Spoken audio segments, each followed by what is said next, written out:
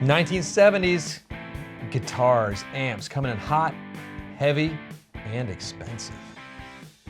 Prepare thyselves. But especially heavy.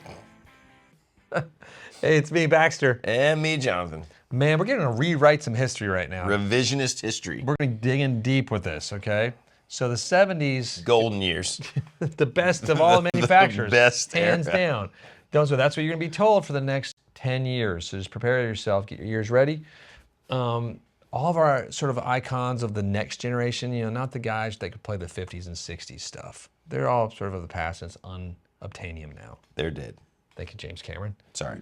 That great word too. But no, so it's unobtainium. It's so expensive. The 70s are still within our grasp of some of us mere mortals. Sort of. It's getting crazy. You're getting there. Getting nutso. But the icons from the sort of these other bands that were sort of growing up in the 90s and such are playing those guitars because that's what they had. That's literally like what their dads gave them. Yeah, it was cheap. It's what was laying around. It's what was at the pawn shops. It was free and easy. That's just kind of how it happens. And like, don't get me wrong, Squires will be the things that make the next classic rock records, because they'll be the cheap and easy ones. But we were laughing about it because we're going to see a bunch of rewriting of history because we lived in this guitar world for decades, where the 70s were the dark ages. Gear-wise. Gear-wise, right? yes. But I mean, you know, it's funny, right? Because we love 50s and 60s guitars. And in some, probably, mostly, it's because the people we idolize played those guitars. Now, I'm going to go... They were originals. Yeah, but I'm going to go on a limb already. I'm going to jump the shark a little bit. Jump the shark. Is that even an expression? Yeah, it's from Fonzie and Happy Days. He jumps the shark. Does he? Yeah. I'm going to just go with you. On like water ski or something. Trust me, it's a thing. That's a thing. I love it. No, I've always liked 70s guitars. You do. I do, but it's because I bought them and they were cheap and they were affordable and they were cool. And Here's the thing, did you know any different or better at the time? no. When I don't think in the 90s, right, like it wasn't the same. Like you weren't like, oh my God, I have to have this newest piece of gear. I have to have this vintage thing, or and YouTube wasn't a thing, Instagram wasn't a thing. It said guitar on it. I'm gonna, there's one thing you said, I'm not sure. You said the next classic rock records are made on Squires. I don't know, because we have this weird culture of people like they chase this gear and they save for it. So some of it will be. But like the cats that are making the great records they usually don't have money to afford it at the time of the records being made. Oh, there's debt. You can always go in debt. I gotta have this thing. This I was showing like new bands and stuff. They're not new, but like the Chads and Idols and Turnstile. I was showing the instruments like to Zach the other night, and it's like they're using some cheap stuff. Some of them, even the Red Hot Chili Peppers, they're using some cheap guitars on every once in a while. But it's another story.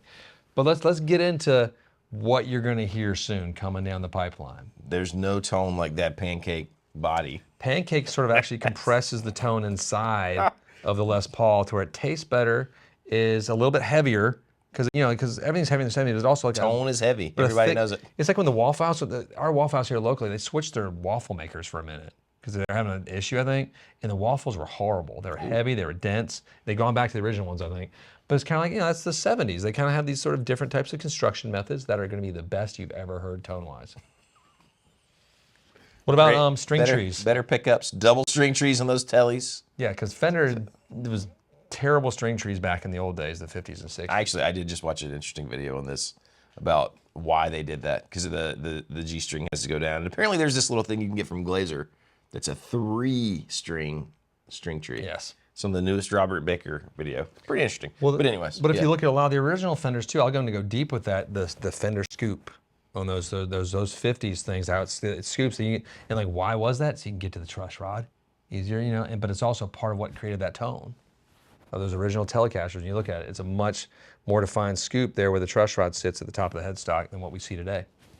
I mean, we're going to hear all that junk, and it's going to be coveted. Partly because, like you said, the other stuff's unobtainium. I will say, it kind of works a little both ways, because I lived a lot of my life thinking 70s and maybe 80s stuff was trash. Like all of it. Like, you know what I mean? Because that's what you're sort of taught. That's what you kind of taught. But I've been playing the 78 Tele Deluxe that I love. I don't know that they're all great guitars, but there's some great guitars.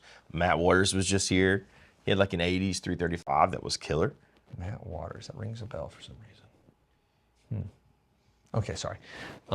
Let's go back to. He'll get it later. Silverface. Those. Horrible amps. No, I would never.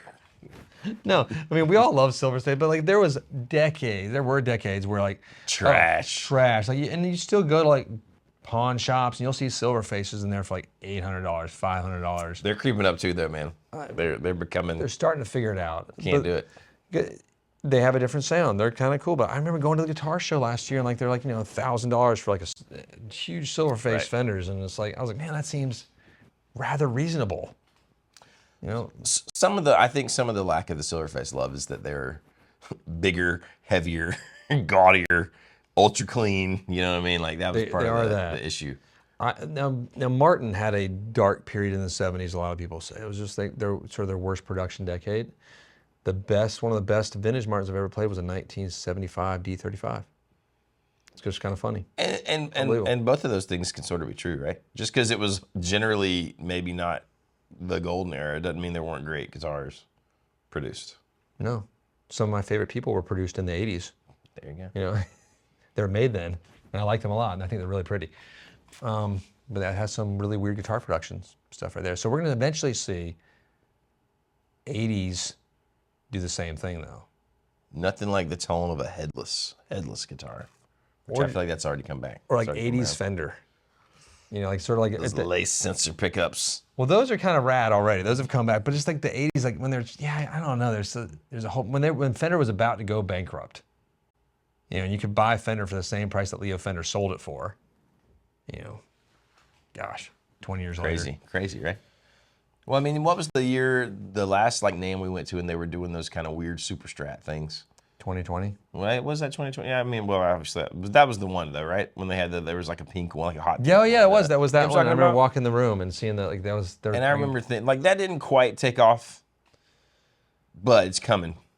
I think that's a precursor. That's a.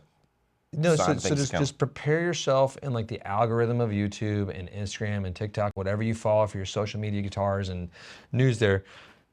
The respelling of how great the 70s were. Greatest tones ever. And I think the takeaway, if you hate 70s guitars, or if you are gonna fall for that they're the greatest things ever, just go play them, try them, and do it on a case by case basis. I actually genuinely like them. I have a 78 Deluxe that I think is fantastic. I have 76 custom Les Paul. It's back there somewhere. It's great. It's there's a lot of winners out there too. They've just been sort of undiscovered. But it was bad. It was a bad decade for production because every manufacturer is trying to make stuff as quickly and as cheaply as possible. Those are all like guitars you toured with, right? Yeah. And I mean, and they survived the touring rigors. They're still here. They all still work. Yeah. So it's just be ready though for like the propaganda machine will come. It's going to be coming soon. I would dare say it's already started. It's already there. Do your back exercises so you can handle. Make sure to work on. That lower back. Well, I mean, even like we were laughing, sort of like, the new Jimmy Page release from Gibson, that's, it's a $50,000 double neck. It's a 1971 recreation. It's a 71 guitar that's $50,000. It's a recreation. It's there. We're in it. And like don't get me wrong, anything Jimmy Page touches turns to amazingness, but but in this one, we're not like getting to meet, you got to meet Kirk Hammett and stuff. I would have paid, like not me if I had the imaginary money, $100,000 to meet him and hang out with him. And I think a lot of people would have done. I think it would have sold out through the roof. They would have made half as many guitars, $100K. Just have a dinner with Jimmy Page. I don't know about this one, the double neck. People will buy it as collectors. It'll be sold out. I don't know if it'll be as big a thing as the Greenie. Maybe just because it's Jimmy Page. It is played on the most iconic song like ever in rock and roll history, I suppose. Cat Scratch Fever. I still think it'd be funny if they when they're making like the USA and the regular custom shop and the Murphy Lab and the Epiphone, if one of them was like they were split apart and you had to buy them separately and they like hooked together. God, that's cool. That's a great idea. Like the little BFF necklaces. Or like the little Transformers, like when you get like the Constructicons. Or like that. The green little trucks, what I'm talking about. You're of the same age as me. But like when the green ones, they go together and they're bad. That's great. Or like if you buy the little WWE, the wrestling figures. Yeah, and you get the arm. You can build Mean Gene after you get all the right ones. Going down memory lane, okay? That's what we're doing, and that's what all the manufacturers are gonna be doing soon. Get ready for it. It's exciting. Click like, subscribius. Hit that old 70s bell. It's great, Tom. Peace be with you. Watch out for Arby's. It's $50 for a table of 4. It is. If you get jalapeno popper.